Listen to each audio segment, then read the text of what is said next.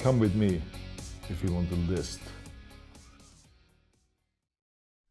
Folks, welcome to another edition of Real Estate Experts. As always, I'm your host, Glenn Twiddle, bringing you leading experts from around the country and around the world to help you traverse the minefield that is the real estate landscape, whether that's selling for top dollar to maximize your profit or buying for bottom dollar so that you're building wealth through property, building a portfolio, whatever the case may be. If it's got to do with property, we have got you covered. And today, it's a very interesting interview that we're talking to a family business who've migrated, being successful in the real estate business in New Zealand, and have made a transition some time ago to Australia and are now have built an equally stellar reputation here. They've written the book on selling for top dollar. I'm talking about the team of Team Gibbs. That's Donald and Zane Gibbs. Guys, thanks for catching up. I appreciate it. Thanks for inviting us. Might have been trying to wear you guys down for a little bit, but you've been so busy, so it's great. It's great to see. I'm really fascinated by a father and son team and a whole family business being in the service of a community. But how have the dynamics of father and son been? I'm really fascinated. Is it dad kind of thinking, oh, what does that young whippersnapper know? Or is it Zane? Is it the son saying, what does that old dude know? He doesn't know nothing about the new media. How is the dynamics the ways are changing and everything. Yeah, Zane, I'll start with you, mate. How's it worked working with dad? Yeah, it's exactly like you're saying, the old school real estate versus new school and how things are changing over. And with myself having a degree in computer systems engineering, I'm very exposed to that side of the stuff. So it's just, learning everything that he's done and everything he's built, now trying to modernize that a little bit and get things going from that side. Yeah, because I love how you've taken the principles, because I've seen your guys' marketing. It's stellar that you're taking proven principles, perhaps that you've learned from dad or from other sources, and applying them in new media where the consumers actually are. Exactly. Right, it's a masterclass in domination. And Don, hearing words like old school, mate. Slow down. I know, right? I'm with you, mate. We're of a similar vintage, mate. How have you found that? That new generation kind of bringing some new ideas. How have you found that process over the last few years since you've been in Australia, but even in New Zealand? Well, it's a bit mental because you had the old way of doing real estate. Now everything was in the newspaper and you had the shop front and all that sort of stuff, and you go through, and I suppose from me it's more the face-to-face haggling and that sort of stuff. But then I look at what, he'll come up with the idea of, we got to do this, and we always had the old way of doing things, and all of a sudden he's taking like $100 and spending it on Facebook and getting way more engagement than what we were spending $1,000 in print, and it's like, wow, and all of a sudden it's like, we're saying to folks, where did you see it? And it kills me every day. You had open homes, it's all online, and it's like, and he's standing there smiling, okay. So that dynamic's really interesting, and luckily we got Jenny, who's not here with us, who kind of plays referee a bit. Oh, really? Okay, well, and that's for the viewers. That's your wife and your mum. Yeah. I think the really good thing with us is if you have, and we see agents that team up, and typically if you've got two agents teaming up, they're generally doing the work of three people if you've got that synergy happening. I think with us the real good thing is that it's gloves off all the time. If somebody's not pulling their weight, you don't care if you're hurting their feelings. That's it gets said. And I think poor Jen's like in the middle, just getting panel from, Dad's not doing and Zane's not doing, but it means that the work gets done. Yeah, to a high standard. And clearly the results you guys are getting, the standards, the people who are winning in this are the consumers who have got the benefit of being represented by a team rather than any one individual. So very cool. The dynamics are clearly working. So I suppose I've got a bunch of questions that I wanted to pick your guys' brains about, but certainly I'd love to start with marketing. I'd love to start with what you've figured out, Zane, that is able to get exposure for your clients' homes at pennies in the dollar, at like 10 cents in the dollar. If you're talking about what used to be $1,000 ad in the paper that we're now able to do for a tenth of that, and sometimes getting more exposure. Let's start with yourself, Zane, about marketing. Tell us about the importance of marketing and how it's changed in your mind, and why aren't other agents keeping up with you guys? Okay, yeah.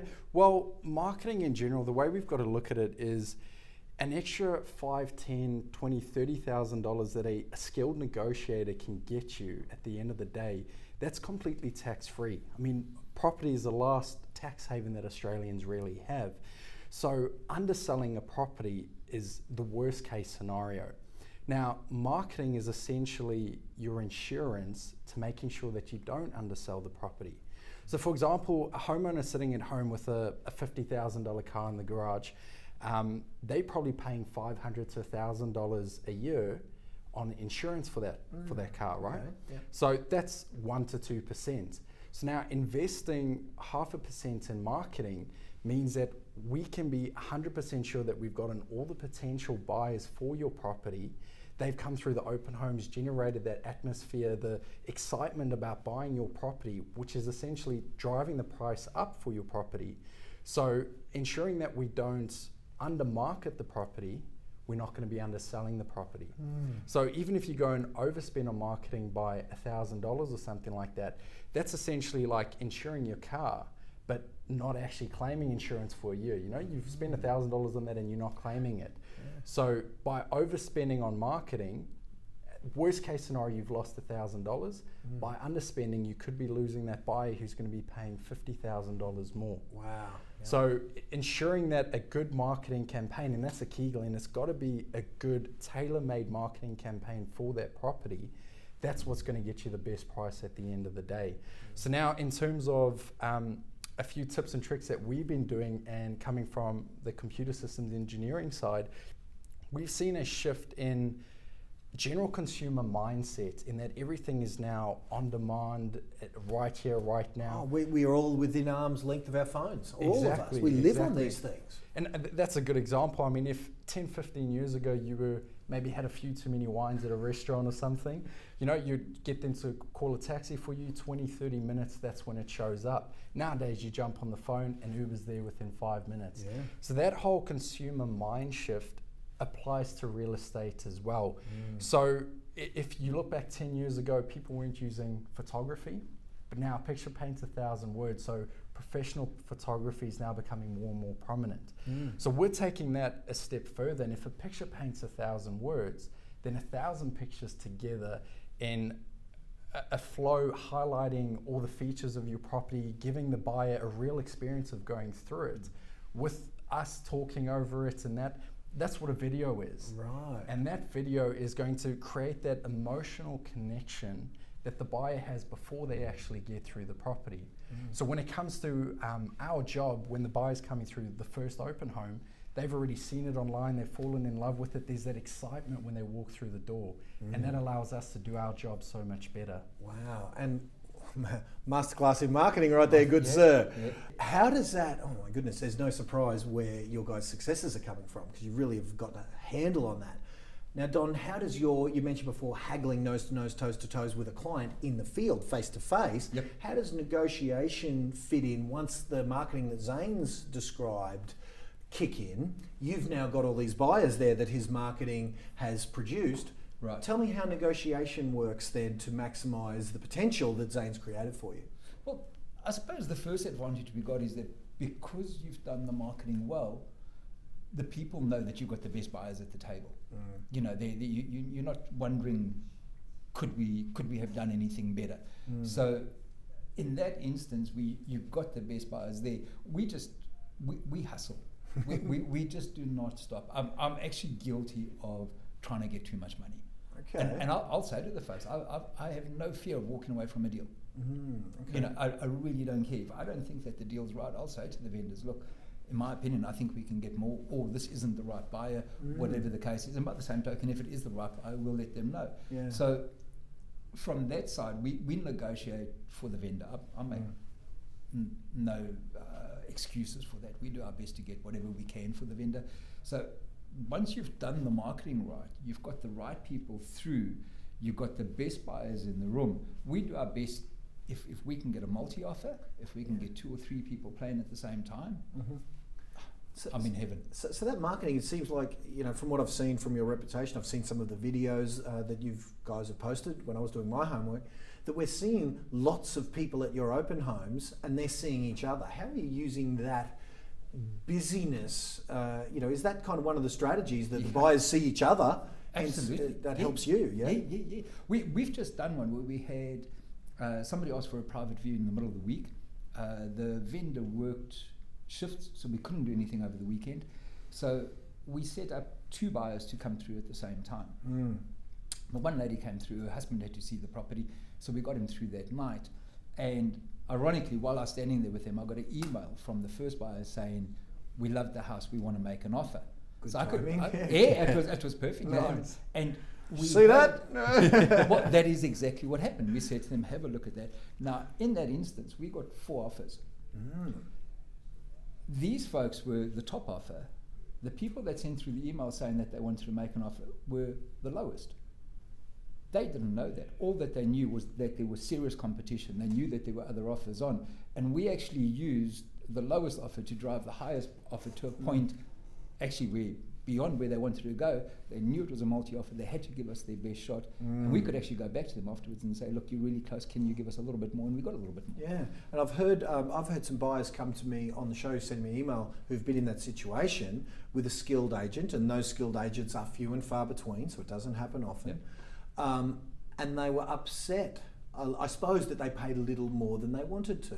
And again, what you said before, that your job, that's legally what you must do. And in fact, the REIQ's legal department says that's the procedure that you as agents have to follow. You're not allowed to tell them what those other offers are. It must be private. And so, yeah, again, I love that you're fulfilling the legal requirements and the requirements to get the seller the top dollar per your, you know. You can't apologise for being the best negotiator in the game. Oh, definitely. Yeah. And that scenario is it's like a silent auction. Yes. You have no idea. You know, in an auction room, I can look at you. I can see how you're bidding. I can see, is that going to be your last bid, or are you going really strong? You know, you have skilled people in the auction environment that they'll try to bully people, or you know, to get. So that's skilled buyers. That's skilled buyers. You know, they'll go in and they'll be real boisterous, and it looks like, you know, they're going to bid forever, and they try put other people off. Or you could sit there and, you know, if it's a husband wife and they're looking at each other and say, well, you know, what should, you know, you're thinking, well, that might be their last dollar, so you'll go one more, and you could get it that way. In a multi-offer scenario, you have no idea where the other person's at. Yeah. And we've gone through and we've had people that are 30, 40 grand apart, and we'll say to them, look, there is another offer. Are you sure that's your best? And even though they're 40 grand in the lead, they might still give you a little bit more. Yeah. And like I said, we make no apologies for it. We act for the vendor. Well, that's legally your responsibility to do so. So no, it's wow. And that's the thing, that all agents clearly aren't created equal, because some agents do believe their job is to get a deal together at the expense of whoever wants it more.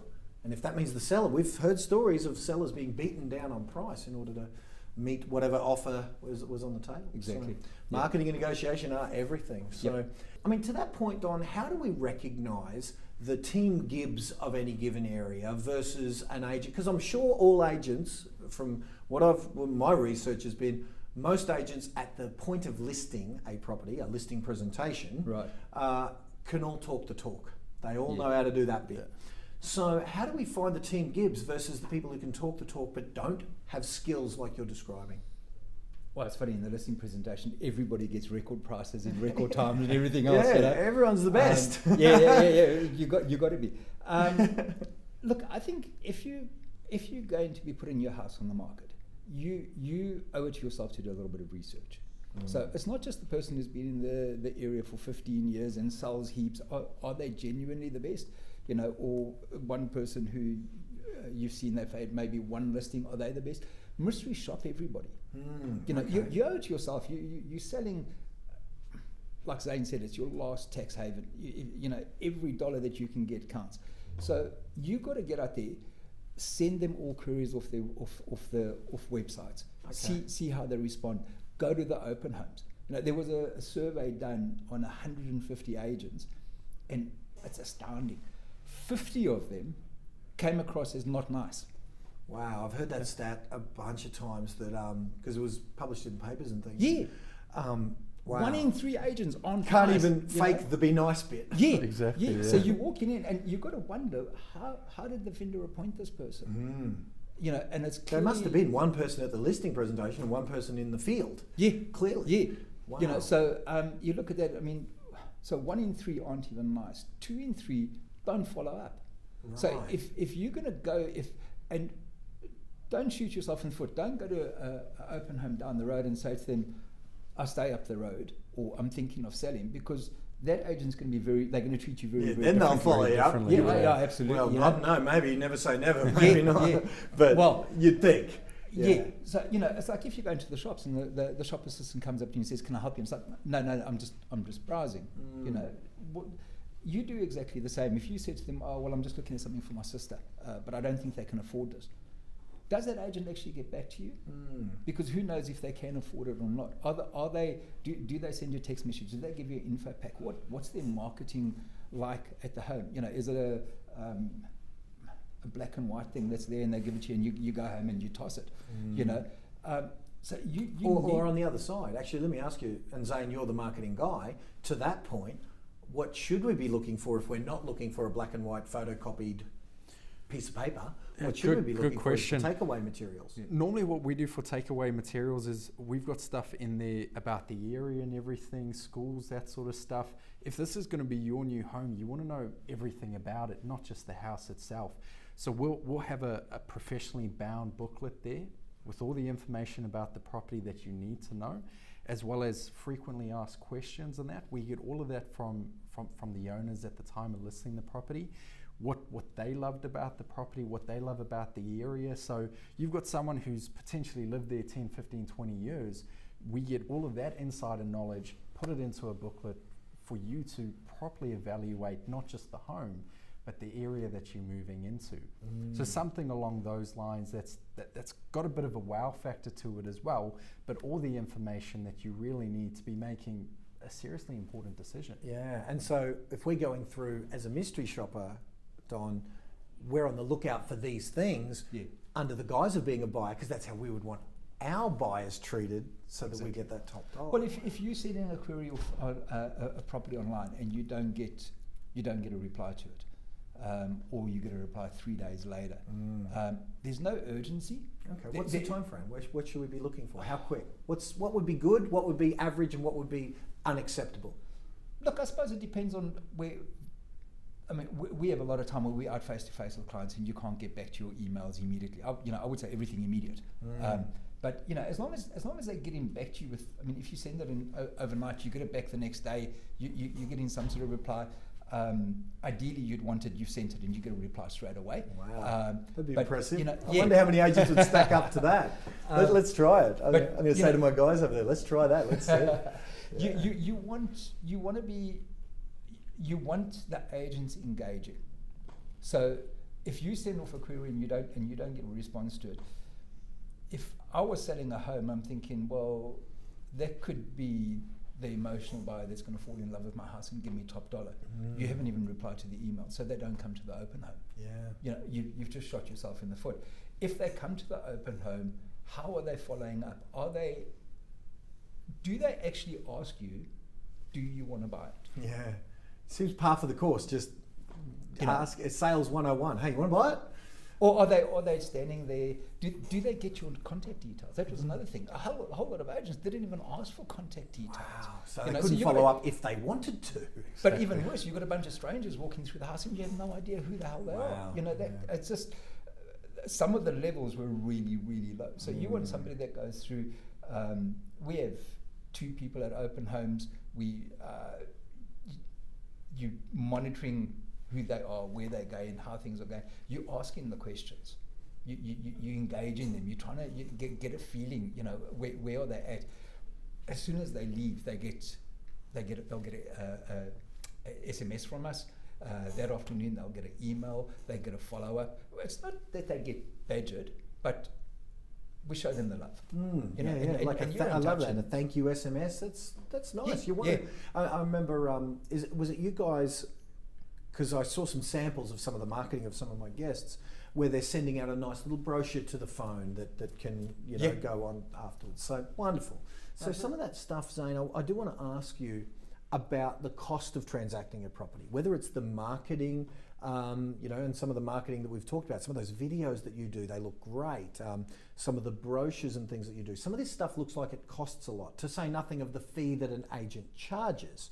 So how do we know, I suppose, whether we're spending too much on that marketing, that's that insurance policy you mentioned, the fee of the agent, you know, and all of those costs associated. We've seen people virtually free, you know, agents that literally look like they'll work for nothing. We've seen agents that look like they'll charge a couple of years' salary for the average Aussie and everywhere in between. Where do we sit that our viewers know they're not overspending, but they're not kind of, you know, getting a dud agent by underspending? Yeah, definitely. Well, I guess the big picture is you've got to get the best value for money. Now, the agent that's going to be the best value for money is when you're walking away from the transaction, which agents put the most money in your back pocket. So if you're sitting down, say you've got $1 million property to sell, you're dealing with two agents, one's charging 2.5%, one's charging 3%. So on $1 million property, that's a $5,000 difference. So number one, ask the agent, why are you worth $5,000 more? Because all agents know what other agents are charging. It's common knowledge. So if that agent sitting at 2.5% knows he's going up against an agent at 3%, but he's doing the same job, why is he charging less? Now, by the same token, that agent charging 3%, if he cannot clearly articulate to you why they are worth $5,000 more, then by all means go with the cheaper agent. If, on the other hand, they can, and they can prove to you, to your satisfaction, that they are worth that $5,000 more, then that's worth a whole lot more, because it shows that they, number one, they're a skilled negotiator. And at the end of the day, if they can negotiate, I mean, 0.5% in terms of them for commission, when it comes to negotiating $10, $20, $30, $50,000 for you, for a buyer at the end of the day, you want a skilled negotiator on your side. So like we were saying, it's your last tax haven, and that money, in order to save that sort of money, you've got to be earning well over 100 grand, you know, to get tax 35, live on 35, to save 30. So if they can clearly articulate that they're worth that extra just 5 grand, at the end of the day, they're netting you 35, 40 grand. So Don, how would I prove that? If we were at a listing opportunity, how would an agent prove, as Zane's saying, that agent can? Because I'm sure they're all going to say, yeah, Don, I'm the best negotiator in the world. What sort of proof could we be on the lookout for? Well, the first thing you can do is ask them to drop their fee, and you'll give them the listing. And if they say yes, you've just proved that you're a better negotiator than them. I'd be like, straight away, get out the door. I love it, because that agent will think that you're actually asking for a discount, but it's a test. Exactly. and that's the first thing that they do. They will just drop their pens. The problem with that is that they go into the whole thing with a discount mindset. It's the same thing. They're not going to ask you for proper marketing, or they're going to say, well, we'll pay for the marketing. The only thing that they want to do at the end is get the house sold, so they can stop paying for marketing, and they can just get paid because, well, we're not making much on it anyway, and go on to the next one. So they come in with this whole commission breath, and your concerns as a vendor selling on the back burner. Right. The only thing they want to do is they want to get in, get out, and go on to next. You know, they're not going to sit there and say, look, I think I can get you a better deal. I think I can get you a little bit more. Why would they bother? Yeah, wow, I love that. The first thing you should do is ask for a reduction, and I'll list with you. And if they say yes, run. That's so good. I've seen some of the videos on your Facebook page of some of the people that you've served, and some of them are quite emotional, you know, like that you've done wonderful things for them. How do those stories serve as proof? Do they factor in with the way you guys prove that you're worth it? And is that kind of the sort of thing that our guys should be on the lookout for, like proof, case studies, you know, dropping some phone numbers on. So call any one of our people, like ask them, you know, like how does that factor in? Yeah, well, like you said, anybody can sit a listing presentation and talk it up. You know, we're brilliant with this, with that, with the other. Do you have your vendors turning around saying they were awesome, they did everything, they worked really hard, they went the extra mile? Because that's the best. You know, word of mouth is always the best, and to me, that's the way to go. And I love how you got Zane putting that word of mouth on steroids through your Facebook channels. It's magnificent work, and that's the beauty of that. The proof's in the pudding. Like, you guys couldn't have paid those people. They're not that good an actor. Those are real humans with real stories of how you guys added something to their world. Hey, in your guys' book, or it might have been in a report that one of you guys wrote, but I read about a principle, and I've brought it up a few times on this show because it seems to be happening everywhere. A principle called buying the listing, a tactic, I suppose we might call it, called buying the listing. Could you give us your take on what that is and why it's a problem for the consumers out there? You know, because, you know, as someone who kind of sees that tactic going on. Well, first off, let's start with what it is, because I do want to ask a question saying, why isn't it okay? Okay, well, this is actually where we're lucky. We're having him with all the data and that sort of stuff. It kind of does help us out with that. But buying a listing is pretty much, they go in and they overpromise on price. So this is the agent goes in. The agent goes in. So it's exactly the same thing with the agent who, if you say to him, well, drop your fee and I'll give you the listing, he'll say yes. All that they're trying to do, they don't actually have the confidence in themselves and the skill set to get the work on a level playing field. So they're going to go into a $1.2 million home and tell the owner that they can get them 1.5.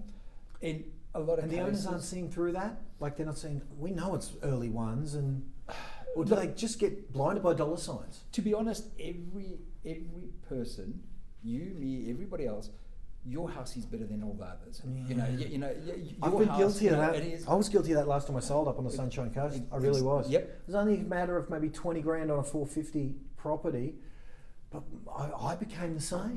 Yep. Well, if you're looking at that, that's you 5% out. 5% and if an agent came in and said that to you, you'd be thinking, yeah, you're on the money. Now the thing is, if they go 10 or 15 grand over that, you are massively out. The buyers know what's in the marketplace. So we find when we go and we sit down in a listing presentation, for a start, the vendor's expectation is always a little bit higher, as it should be. It's their home, they've got pride in it, and they want that. We're having his background, going through, pulling up all the data, all that sort of stuff. We sit down with the vendor and we say, here's the data. This is what the data dictates. It's not an emotional thing. This is where the price point is at. If an agent's going to tell you that it's worth 200 grand more, please ask him to explain it. So where does the differential actually? Let me ask you this, because you've got Dad as a master negotiator, and you guys are kind of in tandem in this. How would that differ from you guys and the results when you genuinely are getting prices through some of your systems and using that competition we talked about before, driving the price up? What's the difference between you going in and justifiably getting good prices versus this guy who's saying it but can't back it up? Yeah, well, it's a good point, Glenn. So through a proper marketing campaign, getting multiple buyers in the room at the same time, so not necessarily through an auction like Donald was saying earlier, through just a multi-offer scenario, generating that excitement around a property, doing the video in that, showing that it's not just a normal property, creating that extra demand for it. You know, supply and demand is something like that is as rare as that, and you can create the view of that being much better than what it is. Generating that inquiry, that's what's going to get you top dollar. So pushing buyers against each other and bidding up the price is what's going to get you that top dollar. And being able to get those buyers is through a good marketing campaign. Yeah, I love it. And if you can articulate that, that's rather than just pulling a number out of the sky as a tactic. Actually, let me ask you this, and this is me hard-hitting journalist now. Do you think, is there any way that it's naive enthusiasm that is having them overprice these properties on a regular basis? Do you think it's naivety? I mean, equally as unforgivable, I suppose, if they just don't know, or do you think it's a tactic? I think for the most part it's a tactic, and it's a tactic that hurts the vendor. Because what happens is your marketing is at its best right in the beginning. People see it online, they'll see it with us, they see it on Facebook, being all over their newsfeed and everything else, and they see it at the wrong price point, and they discount the property. Right. So what happens is that property sits for a while on the market. Unfortunately, what happens is if you've got an agent that's really good at buying the listing, they're equally good at coming in with horrible feedback And it's the market that's wrong, it's this that's wrong, it's that that's wrong, there's other houses in the area that are cheaper, and they just chip away and chip away and chip away and chip away at the price. And the vendor has only got that feedback to go on, so eventually that price point starts to come down. Your good buyers have gone, they've bought elsewhere. Other buyers come and they look and they say, well, it's been on the market for 6 weeks or 8 weeks. Everything else is sold, so what's wrong with it? So their offers are commensurately lower again. Immediately they start. So it's like we're chasing the thing down. And that is exactly what happens. We had one where a competitor went in, promised the people 1.6 and sold it at 1.3. It was probably a 1.4 house. They've lost a lot of money. Now, why wouldn't you go for a bit more in the beginning? I get that, and a bit more is fine. Price point like that where you 20% more. Well, that's hard. It's a lot of money, too much, and they would and just it costs lose the them. seller. Yeah, it kills me. Yep. And the fact that it's happened so often that their processes. Yep. I'm glad folks are getting to watch it so they can be on the lookout for it. Well, how sad is it that there's actually a name for it? Yeah. That shows us how prolific it is. Yeah. So, with you guys co-authoring that book, and I'm going to get cheeky and ask Master Negotiators for a copy of the book for free, so I'm in trouble now. But I'm going to beg for a couple of copies for our viewers, if that's all right, lads. So, if you check the website what I just said, you've got to buy them. Yeah, there you go. Sorry, I'll shout on your guys' behalf. I'll beg after. I'm a good beggar. How do you think we got Arnold Schwarzenegger on this show? I begged. But Zane, tell us how that process has been. You've put your guys' combined knowledge into a book, but I had to look through it. Some of it seems like some of the tactics we've talked about here today, but some of it seems like some common sense things around staging a home. Tell us how the response has been and what our viewers are going to get when they have a read. Yeah, definitely. So the book, it was basically, we kept getting asked a lot of the same questions and that sort of stuff. So, and we kept seeing properties in our area being having the listing bought and that sort of stuff. So we really just wanted to help try and protect homeowners a little bit and just educate them along that side so that they really can get the best price. Because obviously if one property sells cheaper, that's now a stat that buyers have that's going to bring down the whole market. So putting everything into a book and getting it out that way, it's been very well received. A lot of people are, doing exactly what we're recommending through the book and starting to pick up on things in the market that they never really noticed before. And it's just a slight shift in the mindset and how they're looking at things that's producing really good results. So some of that's not necessarily with us, it's with, all around Australia and that. And we're just really glad that we can be able to help that way. Nice. Don, any danger of your competitors seeing all of your tactics and implementing themselves, as Zane saying, happening from time to time? Mate, it would be awesome if they did. It would level off. No, there's no fear in that. Nice. Because there's a lot of systems. We've got a lot of really good coaches that we work with. So if they want to copy, they can copy. It would lift the standard across the board, and that's the whole idea of doing the book and that. So no fear on that aspect. Nice. No, not at all. Nice, gentlemen. Well, it's your reputation is going before you, certainly. I'm going to ask each of you before you go, what's your favourite win story? What's your favourite one where you've helped someone? Because I've seen a bunch of them on your Facebook page and stuff. Have you got a personal favourite, either here or back in New Zealand? I tell you what, there's one that comes to mind, and it's over here. Elderly couple. They had their place on the market for 4 months, and we got hold of them, and they said they've taken it off the market. And we're like, why is that? They said, because the market's dead. I was like, well, dead? Our group had just had a record month. It was like, well, it's definitely not dead. So we went through, we sat down with them, and they had gone with an agent who was cheap, who offered free marketing, all that sort of stuff. And they had in the first 2 weeks, they had, I think, 2 people through. And then for the rest, another 3.5 months, they had nothing. Wow. Now, both in the late 70s, it wasn't a huge price. I think we sold it for 380,000, I think it was. So I mean, it's not millions of dollars. For them, when we got them the offer, the first offer we got them was a record price in the complex. And I said to them, hold on, we can get more. We got it up another 11 grand. Now, just to give you an idea, on 11 grand's not a hell of a lot. But if you're a pensioner, you can't go earn 11 grand. You'll never save 11,000. And you If never you don't don't save have it, $11,000. Yep. And they had, right at the end, they told me a story that they had lost all of their money in the 2007-2008 crash. They were pretty well off. They're now on the pension, basically paycheck to paycheck, really struggling. And when we got it done, he actually had a bit of a tear, and he's like, "You changed our life." Wow. You know, because we can now we can go, we can buy something down the road. It's a bit cheaper. It's freed us up. We actually got a bit of a lifestyle again. And you look at something like that. It's not.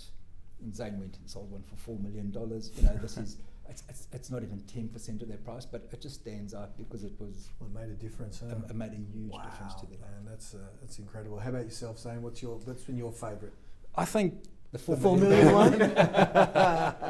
no, I think it would probably be one that we've recently done, and it was for a guy who it's been the family holiday home. They live down south, so up in the coast, for the last probably 30 odd years. Wow. The parents then passed away, unfortunately, and it's now his inheritance. So he's still in his 20s, and he wanted to move back south. You know, he's been living in the house for the last 2 years, and just emotionally it was now starting to get to him a little bit and that. So he wanted to close that chapter of his life, move on to the next one, move down south with his family and that. So again, same scenario. They'd been on with another agent for, that was about 3.5 months. We ended up getting them 4 offers on the property and that. So he was stoked with the result. The extended family was as well. They came from all over Australia for one last barbecue at the family holiday home to send it off, you know. And then he's now moved down south to go on to the next chapter of his life. So just being able to help him get through that process and something that's got that much sentimental value, it was amazing to be a part of. Yeah, wow. I mean, the difference is chalk and cheese. That many people think that a real estate agent's job is to transact and sell a property, and I love the fact that you guys take it seriously. You get more out of the helping of those folks and the emotional connection that you guys do for them than out of, you know, the money can't buy, because the more well remunerated ones seem to be secondarily important than the ones that make a difference. So credit to you guys. Your reputation is well deserved. So pass on my regards to Jenny when you see her, and congratulations on the wins to date, and certainly in advance for the wins in the future. Well done. Cool. Cheers, Glenn. Thank you. Thanks. No worries. All right, so folks, another in a series of real estate experts. I hope that has been as informative for you. A few real estate tactics exposed in this interview, so I hope that's been informative for you. So until next time, I'm Glenn Twiddle, and bye for now.